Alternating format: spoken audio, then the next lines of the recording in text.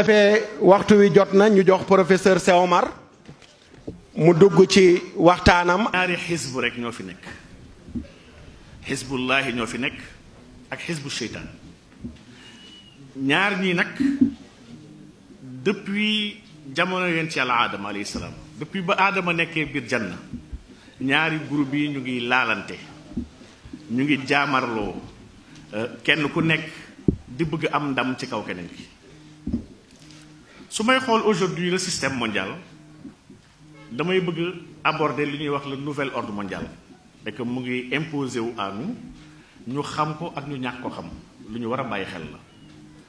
dafa am ñeent ñu booloo gis ni ñoom seen booloo war nañu mën a not àdduna bi ñi si njëkk mooy franc-maçon yi. Seydi Makhtar wax na ko léegi franc-maçon yi dañoo am idée de domination ak de reconstruction du monde ñoom bañ na ko sax dañoo tuddee seen bopp ay maçon neen dañuy tabax dañoo jàpp ne kon war nañu tabaxaat tabaxin bi nga xam ne dañ ciy dindi lépp luy gis-gisu yàlla ndax gis nañ ñoom yàlla warul tabax. seen gëstukat yu mag yi dañoo jàng ñoom ne yàlla ba mu sàkkee aadama alayhi salaam ba li fa xew-xew alxuraan nettali nañu ko ci nu mu dàqee iblis ne ko génnal fii iblis ñaan ko ngànt ñaan ko dele ñoom dañoo gis ni yàlla àdduna bi iblis la ko yàlla jox daf ko dàqoon àjjana ndax aadama moomam àjjana waaye iblis moomam àdduna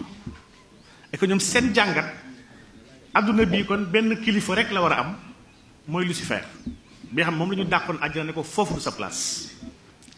ci loolu nag la ñu sukkandiku ñoom gis ni kon Lucifer bëgg-bëggam te mooy ki yenu leer yi moom la ñu war a doxal ci kaw suuf quitte à combattre toute forme de religion lii kon lu ñu war a bàyyi xel la ci suñu ay données. yeneen kuréel yu bokk loolu dégg ngeen jamono bii féministes yi dégg ngeen libertariens yi mooy ñuy wax les libres penseurs lu tax ma leen di tudd dafa am entreprise bu am ci àdduna bi ci soppi l'islam. dama koy wax démb rek ak Sidi Ababacar am na mbooloo bu nekk France te mbooloo boobu muy commencé yaatu ci àdduna bi ñu ngi tuddee seen bopp la Ligue des musulmans démocratiques. lu tax ligue bi am solo ndax ils sont dans 43 pays musulmans ci àdduna bi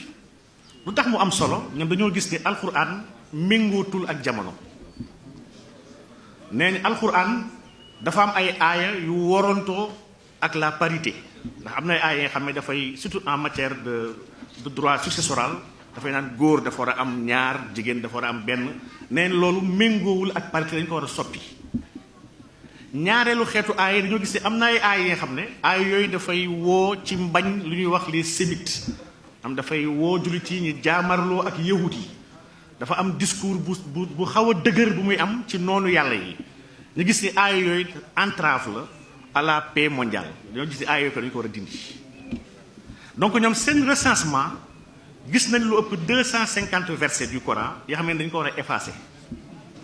ak yeneen 100 et quelques versets du Coran yoo xam ne dañu ko war a réécrire ndax méngootul ak le 21e siècle. ñii dañoo am kuréel yu fort bëri ay imam yu ci bokk dans le monde entier nag maanaam ligue la ligue boobu elle a une vocation mondiale. yemul si ñoom mu am beneen kuréel bi nga xam ne kuréel boobu ay yahut ñoo ko taxawal. soo demee fële ci France ku ñuy wax BHL muy Bernard Henri Lévy yahut la dafa taxawal kuréel bi nga xam ne nee na il faut ñu rendre humain le Coran ñoom 2020 la ñu fas yéene génnee seen premier Coran yi ñu pare ñoom 2020 dinañ commencé wasaare seen ay alxuraan nañ ko commencé joxe sous fichier numérique ba d'ici quelques années képp ku ubbi alxuraan di nga gis message bi nga xam ne lépp luy violence lépp luy mettit lépp luy xeex doo ko ci gis. donc lii ce sont des menaces yi nga xam ne ñu ngi peser ci kaw jullit yi et menaces yi dafa sérieux à telle enseigne que jullit yi war nañ ci am jàngat ba pare jëm si andi ay solution. bu ñu delloo xool fa am benn jàngkat bu ñuy wax Samuel Huntington xam naa professeur Ndiaye moom dañoo ko xam bu baax donc dafa bind téere tuddee ko The Clash of Civilization tuddee téere bi le choc des civilisations ginnaaw ba ñu génnee deuxième guerre mondiale mu gis ne civilisation yi laa budda foog ñu jaamarloo foog ñu laalante te foog ñu dóorante mu identifié woon nag 8 civilisations ci àdduna bi civilisation chinoise dafa jàpp ne civilisation bu autonome la civilisation japonaise civilisation indienne waaye fa tuddaale civilisation musulmane mu ne civilisation yi yépp dañoo am vocation dominer le monde et que kenn kese moo ci mën a am ndam donc suñu xoolee kon lecture boobu nga xam ne suñu lecture de combat bu ñu inscrire le monde ci lecture de combat boobu islam nekk au centre de ce combat là ndax tam bu ñu fàtte ni ordre mondial bi am instant yi àdduna bi nu mu tëddoo lii doxal àdduna mbirum po la damay joxe misaal rek ne xoolal jamono bi àdduna bi ñu ñuy woowee milliardaire 80% milliardaires yi seen milliards ñu ko jëlee soit ci woy soit ci sport maanaam ay footballeur lañu ay basketteur ay chanteur ñii ñooy milliardaire u jamono ji ñii ñooy staru àdduna avec fo moo nekk aujourd'hui au devant du monde léegi nag système bu moon wax léegi muy le nouvel ordre mondial dafa am ñeenti ponk yi nga xam ne sañ ko laxas bi si jiitu te moo ci ëpp solo jamono bi mooy l'industrie pharmaceutique mooy ñiy jaay garab yi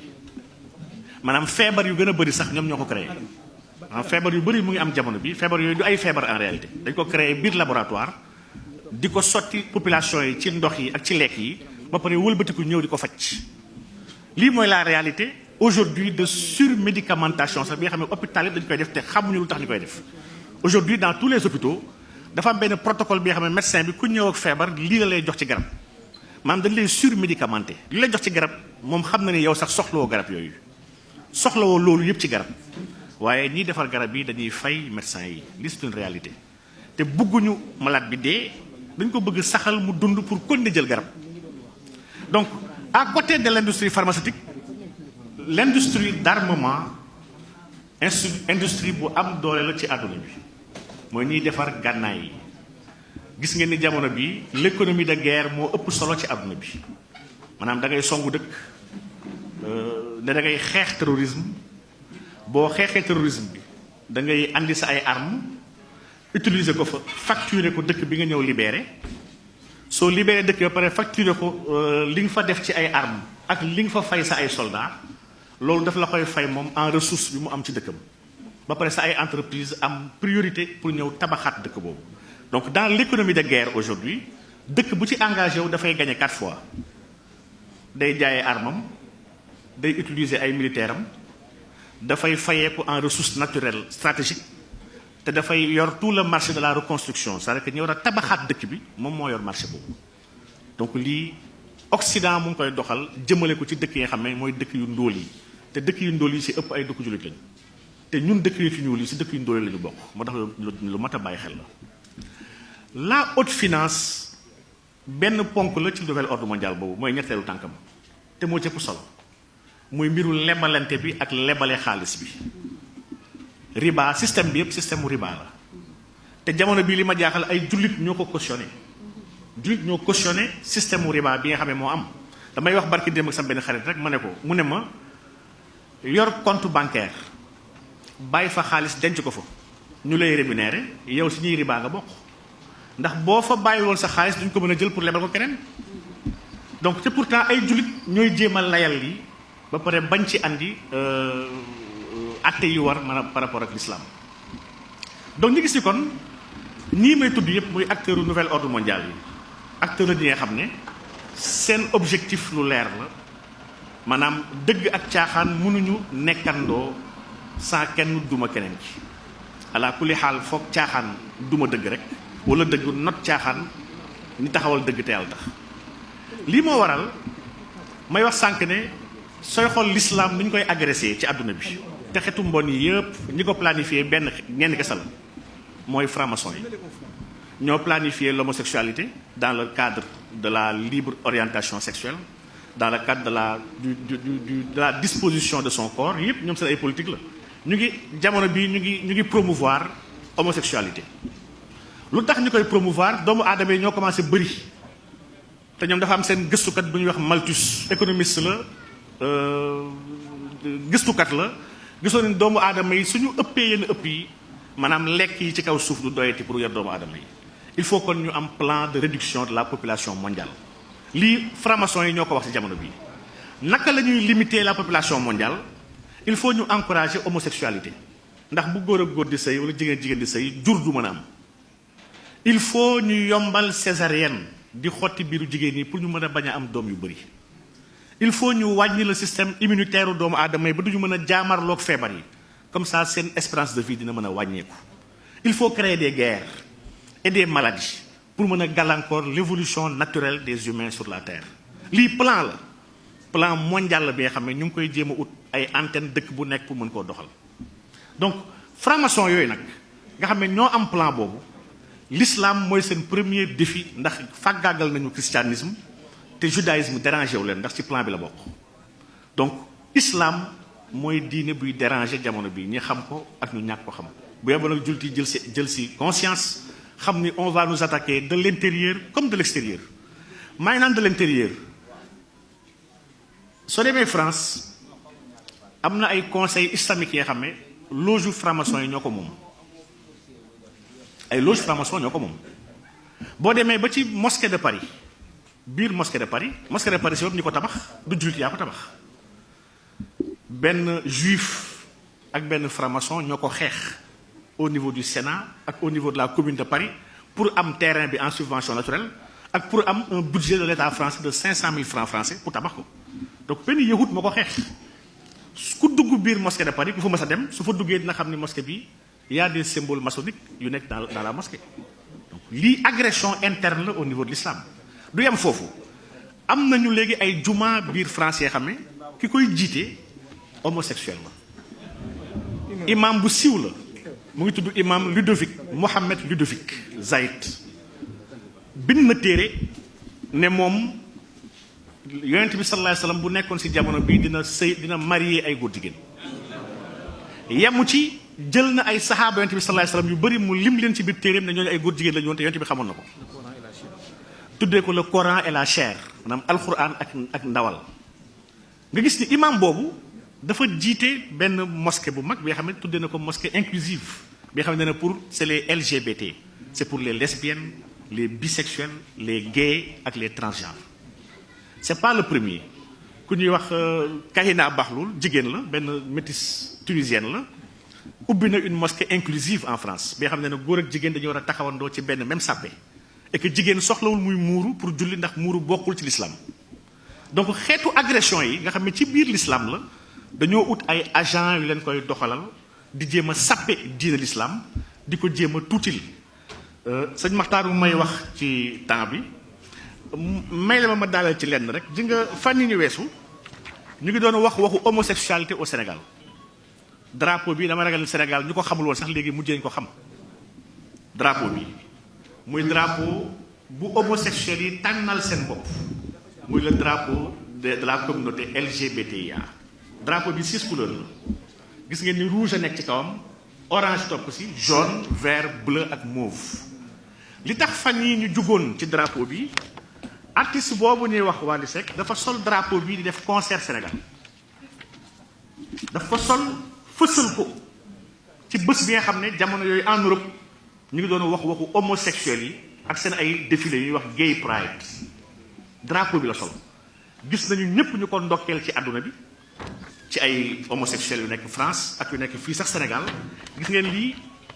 homosexuels yuy doxantu seen gay pride ñoom ñooy yor drapeau bi di ko màggal ndax nee mooy seen signe képp ku ànd ak ñoom moom nga war a yor da nga ko war a fësal ci ay brassard ci ay mbaxane ci ay t-shirt ci ay jean ñëpp ko war a wane fësal ko parce que dañoo war a imposer doomu aadama yi seen existence parce que ñoom dañoo bëgg sëyi seen biir dañoo bëgg dëkk àdduna bi yëpp ñu am fa seen ay àq ak seen ay yelleef maanaam dans 72 pays dans le monde l'homosexualité est toujours punie alhamdulilah Sénégal ci la bokk te Sénégal du ci génn illaa yawmil qiyaam